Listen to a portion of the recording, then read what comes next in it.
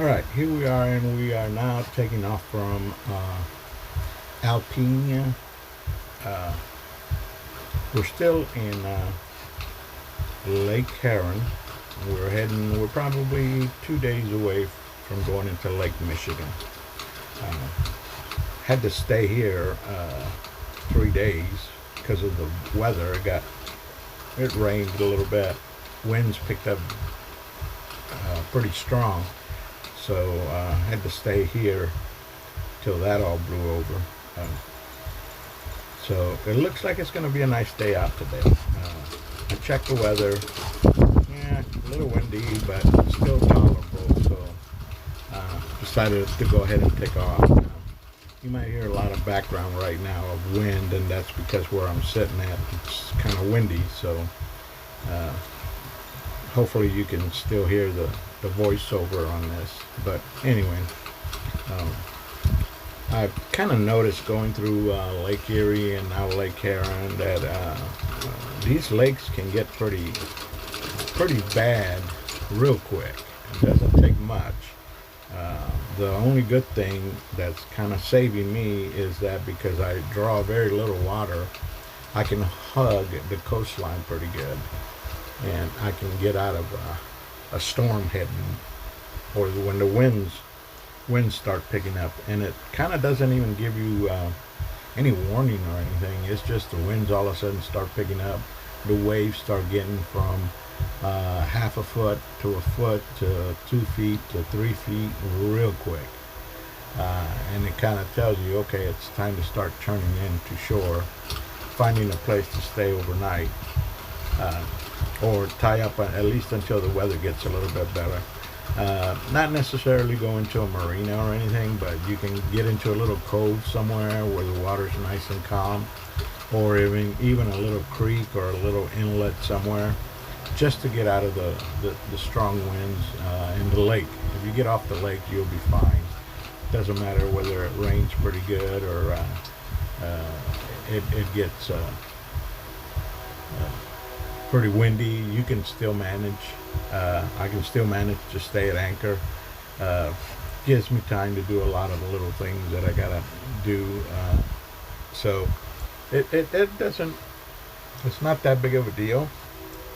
And because I'm not on a schedule, which is probably the most important thing, is that I'm not on a schedule. I don't have to be anywhere at any particular time. So it hasn't been bad as far as once the weather starts coming in and it starts getting bad, for me to find a place to get into and just spend the night if I have to. I only travel, let's say 4 hours a day. Sometimes, if I want to stretch it, sometimes I might even go a little bit further. But there's also been some times when I've only traveled 3 hours and decided to call it quits, mainly because where I decided to stay was a nice little place, either a marina or a state park that had real nice, facilities and had docks there and stuff like that. So everything like that, I just play it by ear and decide, go ahead and just tie up for the day, and I take off the next day. Also gives me time to calculate how far I gotta go, where I gotta get to pick up more fuel. I have to pick up groceries once a week also, so that's also a thing I have to figure out. And I try and do my laundry as often as I can, but sometimes I have to carry my laundry 2 weeks till I get enough to go ahead and do laundry. I just don't have. I hate putting just a small little load and then it costs me $3-4 just to do, 2 or 3 days worth of laundry. So and again, it all happens to be how it happens to fall. Sometimes I can get a big load. Sometimes I can't. When it comes to taking off or things like that, a lot of the laundry and the food and everything else, all of that all depends on where I'm at, where I'm going, and where I'm going to stay. I've pretty much already calculated where I'm heading to next and where I'll be staying. I try to make it there. If I don't, that's fine anyway. I drop anchor somewhere and stay there, or if I happen to run into a boat ramp somewhere that they have floating docks or something, I'll just tie up on one of the docks there. I've done it pretty often. I've never had anybody come and tell me that I can't stay tied up there, so I just tie up and stay the night, and then next morning get up and just move on. I guess, you're not, in some places you're not supposed to do that. Some places I've seen it posted no overnight stays on the docks. But most of the state parks and stuff like that I've seen don't have that posted on there. So the most they can do is tell me I have to move. They probably couldn't give me a ticket or a warning for being tied up to the dock.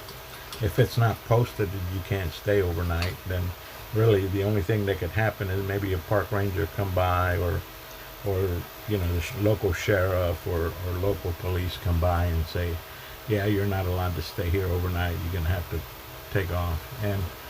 And if that should happen, really all I got to do is untie from the dock, move 10 feet, 20 feet away from them, and drop my anchor, and that's it.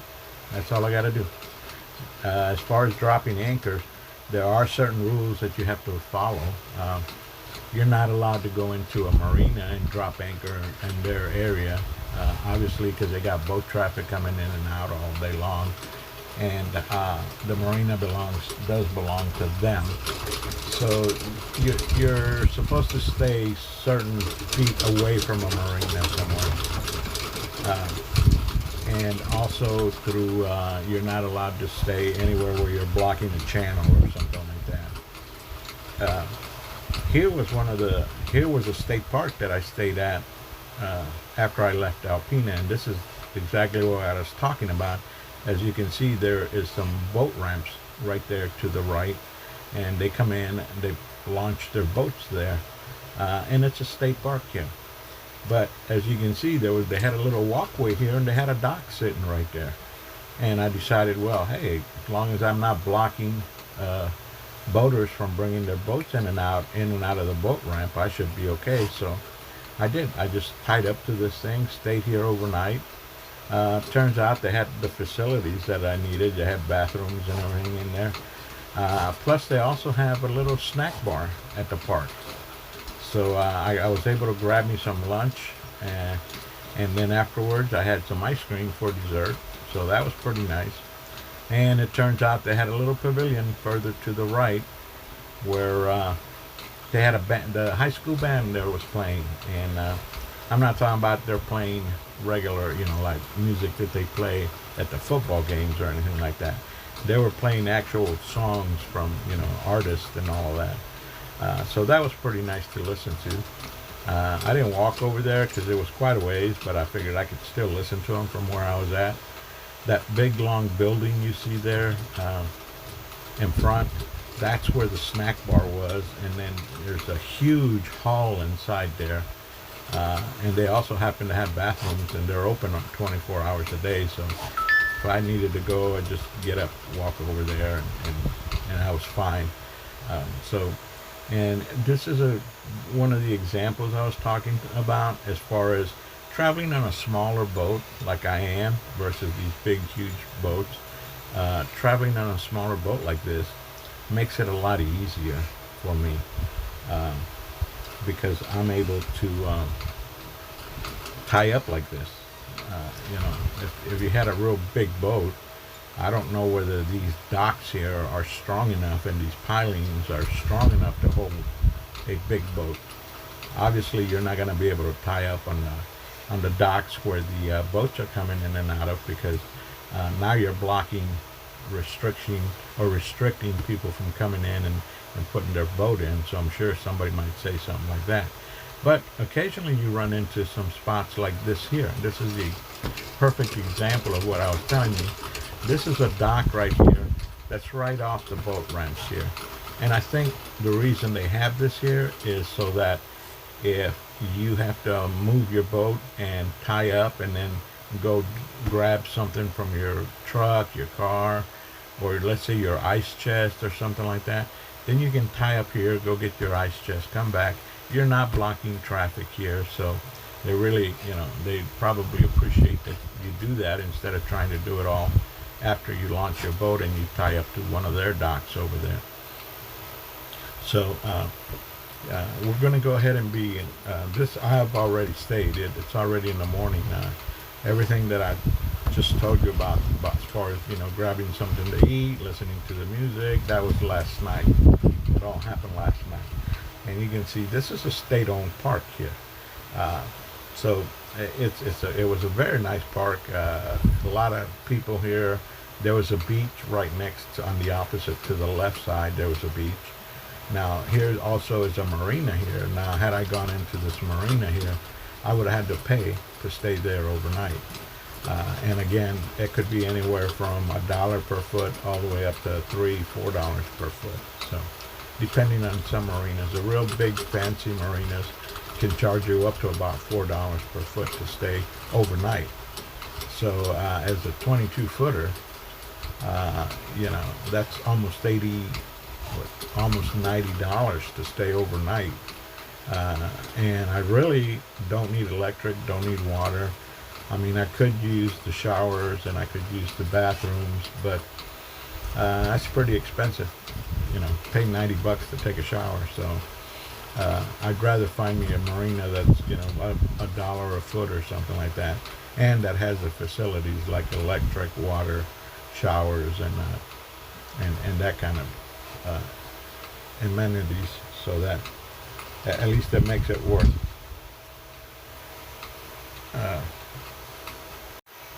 Okay, so here we are. We're now heading to our next destination here. This is kind of like 2 days of filming.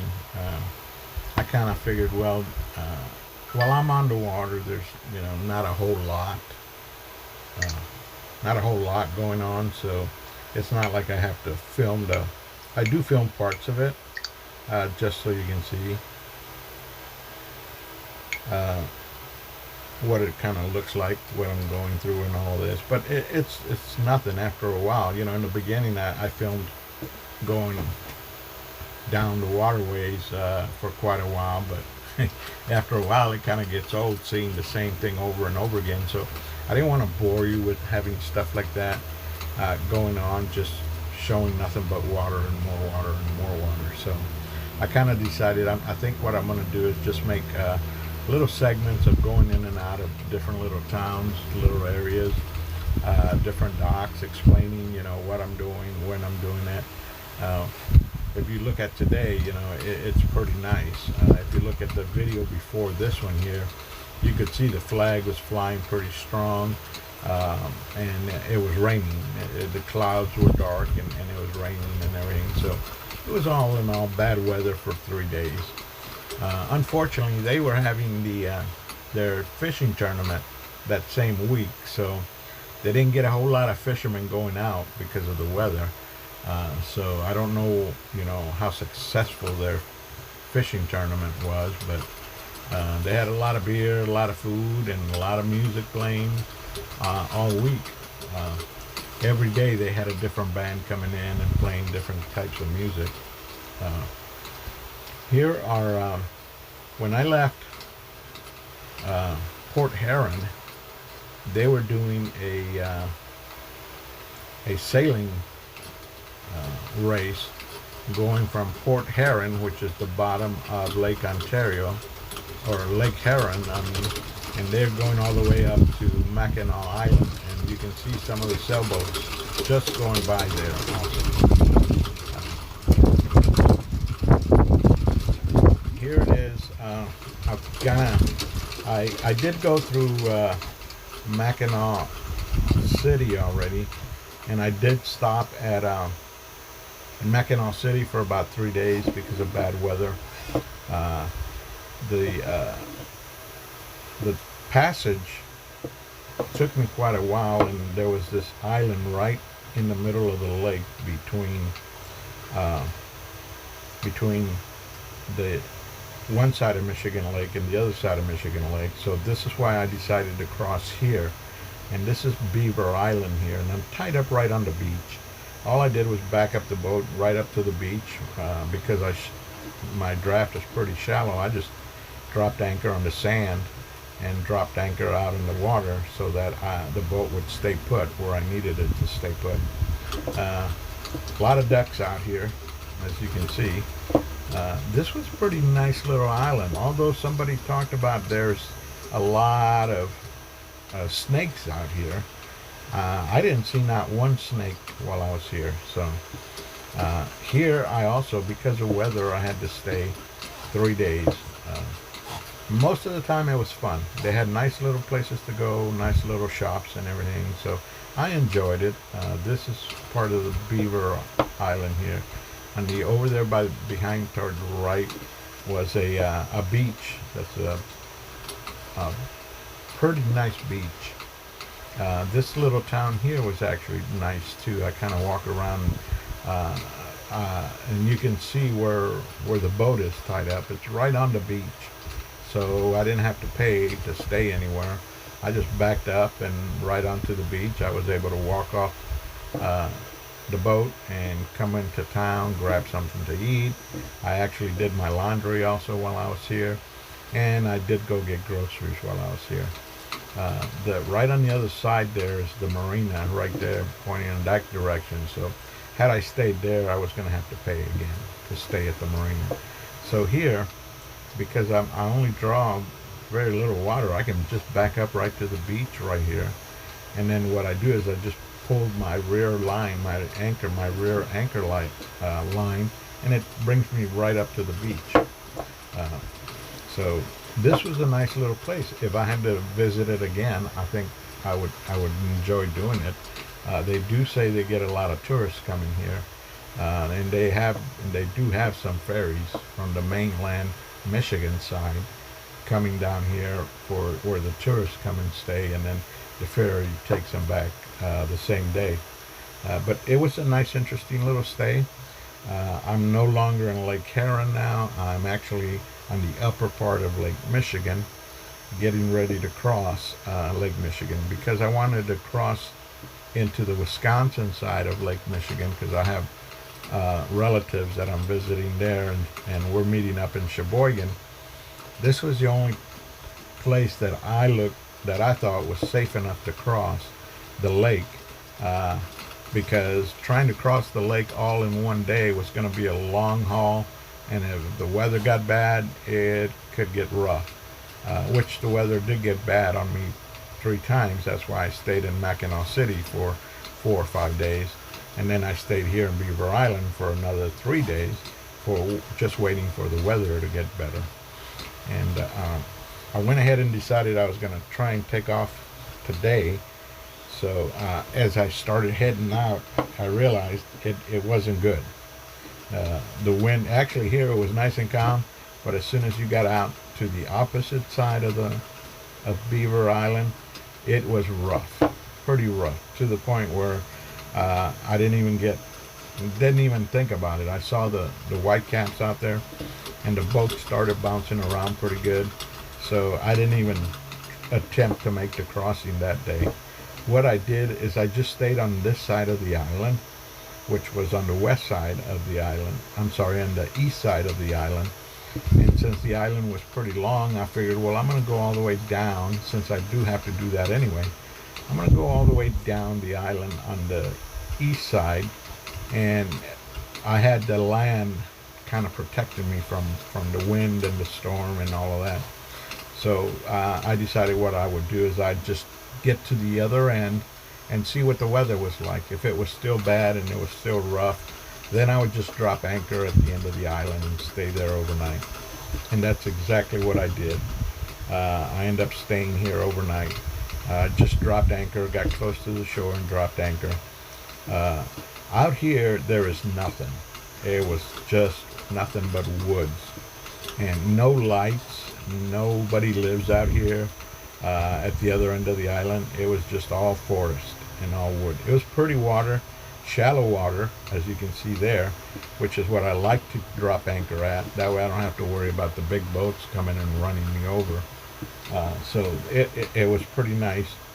And the one thing that I didn't realize and nobody told me about was when I drop anchor, when you drop anchor somewhere, you have to have a light on. That's so that people know that you're anchored off. Well, I went ahead and did that. I turned my light on. There was no other lights anywhere. And what happens? Here you go. You're going to see the boat on the outside of the boat. You're going to see it covered with bugs. As you can see there, all that brown stuff there are bugs. And you can see the whole boat is covered just like this is. It was unbelievable. I thought, oh my God, where did all these things come from? And apparently because I was the only light out there, this is where the bugs came to. They came right to my boat. And it was pretty funny because I figured, well, if I take off, most of them will fly away or will get blown off. That was not the case. I had to end up going all the way across Lake Michigan to my next stop and grab a water hose and hose everything down. I mean, they did fairly come off easy anyway. But anyway, I did make it across. I went ahead and took off the same day here with all these bug people here. But not a big deal. But it was just funny to look at the whole boat. Everything's covered in bugs. And as you can see, here you go. You can see a little bit better here. Look at the top right there. Those are all bugs. Just because I had my light on, and you can see the light that was on right there.